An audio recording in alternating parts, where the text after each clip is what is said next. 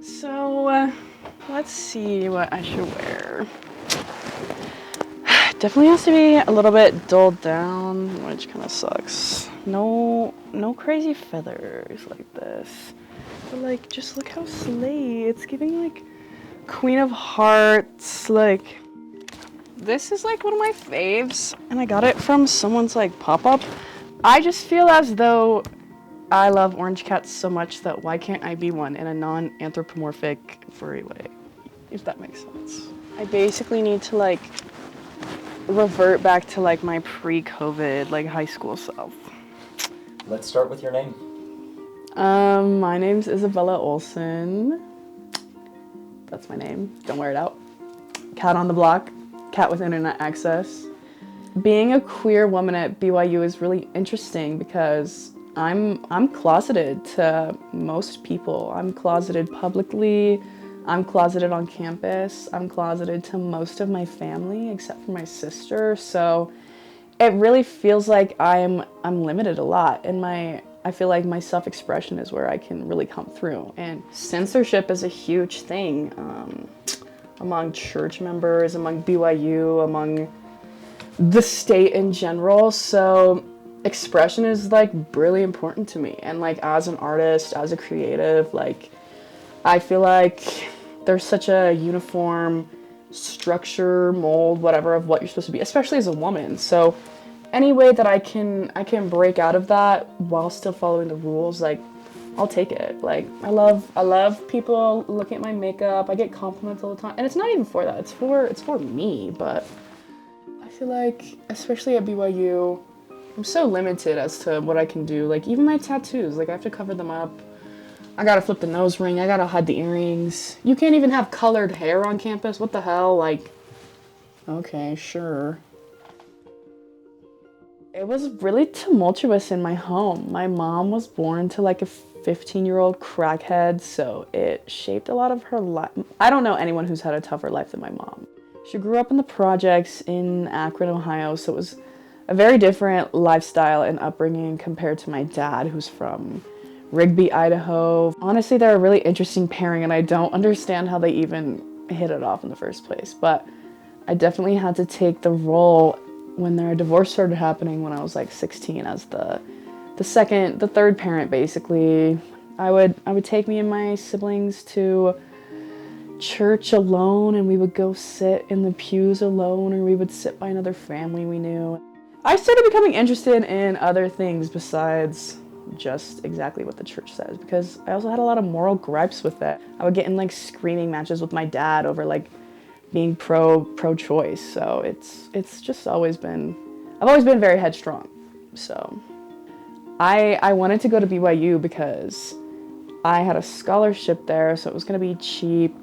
I wasn't gonna have debt. I got a scholarship to UW too, but I knew it wouldn't be like for sure for all 4 years. BYU was kind of the only choice. Plus, it had kind of been ingrained in my brain since day one that like you were gonna go to BYU, you were gonna go to Provo, like you're gonna be like your dad or whatever in your family. So as an artist, I feel like a lot of the things that I'm doing are pushing the boundaries within my program. And I got blacklisted from my program and had to apply to a different one because I was making gay BYU stickers, like the first Pride, Rainbow Y, whatever. Like it had Brigham Young with like rainbow cape on. So that was really controversial for a lot of people. They don't believe that like there should be these Mormon symbolism, iconic figures, whatever, who also can like support gay people or be gay themselves. And it's literally theoretical. It's a sticker, like, but people were mad. So I started off my freshman year like that, 18. So I feel like I've made my collegiate career in being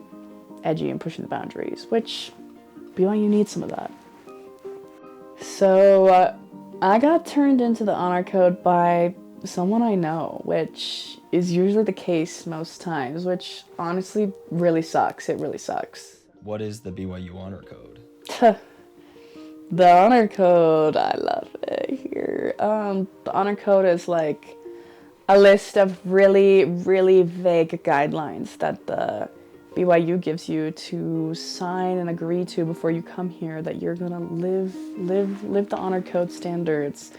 being chaste, being virtuous, not having any sex, not being gay, not acting on same-sex attraction. It really is like 50s conservatism standards that they really want for you. And at the time when I signed it, I was fine with all the rules. I wasn't doing anything too risque. I might have had qualms within the religion itself, but the honor code was fine. That's how they think the pure and right way to live is. And I don't agree. I was in a class that I had just started that I was really excited about. And I get an email, I get a text, I get several notifications. Isabella Olsen, you've gotten a letter from the honor code office. My heart drops. I feel sick. I don't even want to open it. But there's nothing I could think about besides that. I had my first panic attack in years, and I started crying, sobbing in the bathroom, like didn't even know what to do. I still had to go back and finish my class. Due to the nature of the ongoing investigation right now, I can't really discuss the details. But trust, it's pretty painful for right now. Someone I trusted turned me in and sent a screen recording of my Instagram story to the honor code, in which they pulled up and watched in front of me. So you don't know who turned you in, and they won't tell you? No, they won't. It's really, really upsetting, and I don't know who I can trust now, and honestly, it's made my senior year hell, and it will be. And I still don't know if I'm gonna get kicked out of school or not. So it's scary, but I'm not gonna let that stop me. I'm gonna keep dressing the way I wanna dress, doing my nails the way I wanna do my nails.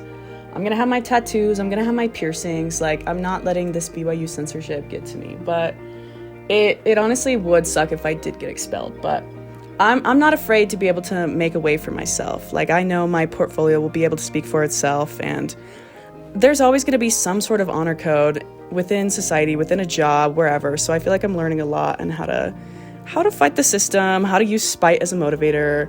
But I feel like as a queer woman, it's definitely up to me to push the boundaries. But I'm not afraid to do that, and I feel like there are a lot of people who are.